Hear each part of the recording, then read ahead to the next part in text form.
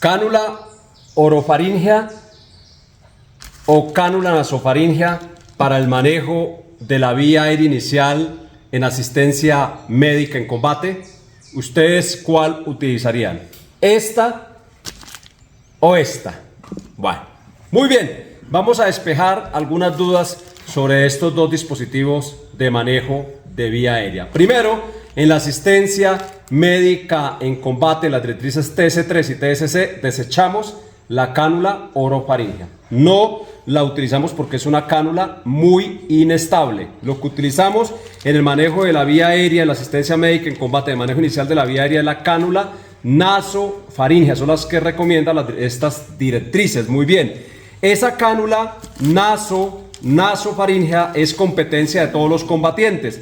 Y es por ende que cada combatiente en su equipo AIFA o equipo M1 debe llevar su propia cánula nasofaríngea. Por ejemplo, yo aquí llevo la cánula. Esta cánula normalmente, para hacer la inserción de la cánula, debemos de medirla. ¿Cómo medimos la cánula nosotros? Tomamos la base de la cánula y la llevo a la aleta nasal, y el otro extremo de la cánula debe llegar al lóbulo del oído. Lo primero es la medida. Entonces, normalmente, si ustedes observan, esta es mi cánula y yo cargo una cánula a mi medida, porque la cánula que llevo dentro de mi equipo, dentro de mi AIFA, es la cánula que me van a colocar a mí si en algún momento soy herido y pierdo la conciencia. Recordemos que el manejo básico de la vía aérea es competencia del primer respondiente según las directrices TS3 y TSC. Vamos a aprender a utilizar la cánula en 3 simples pasos. Paso número 1, vamos a medir la cánula. Incluso la cánula estando dentro del estuche, la mido. Coloco la base de la cánula en la aleta nasal y el otro extremo de llegar al lóbulo del oído. Mira,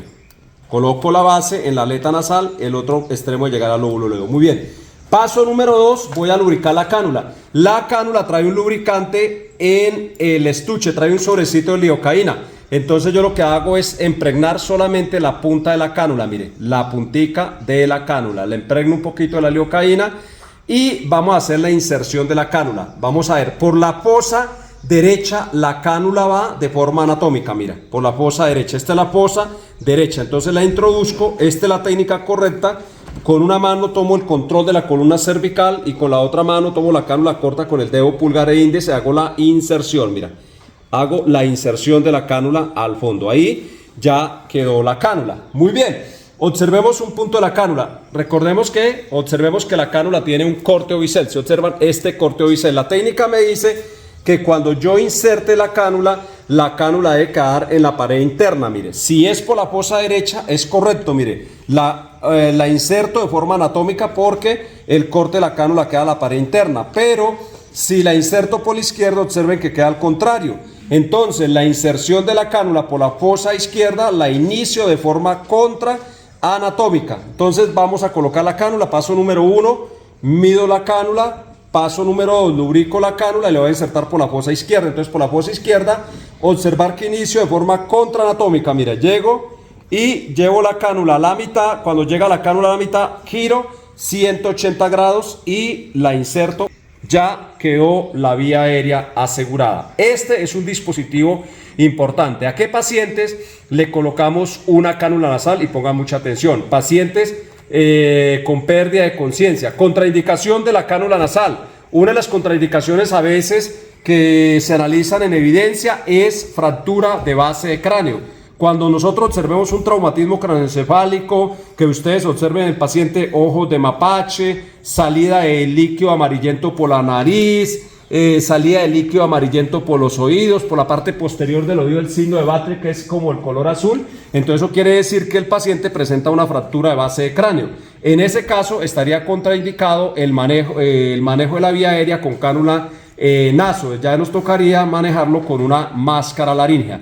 Recordemos que este es un excelente dispositivo y que dentro de nuestro equipo AIFA, nuestro equipo individual, todos nosotros deberíamos de llevar nuestra propia cánula nasal. El manejo de la vía aérea es muy importante porque cuando el paciente está inconsciente, normalmente es incapaz de proteger su vía aérea. Al ser incapaz de proteger su vía aérea se produce una hipoxia. La hipoxia es déficit de oxígeno al cerebro. Y si hay un déficit de oxígeno al cerebro, se empieza a presentar un deterioro neurológico en el paciente. Nuestro cerebro puede resistir los primeros 3 minutos sin oxígeno, pero después de 5 minutos inicia el deterioro neurológico y después de 10 minutos el daño neurológico en el paciente es irreversible.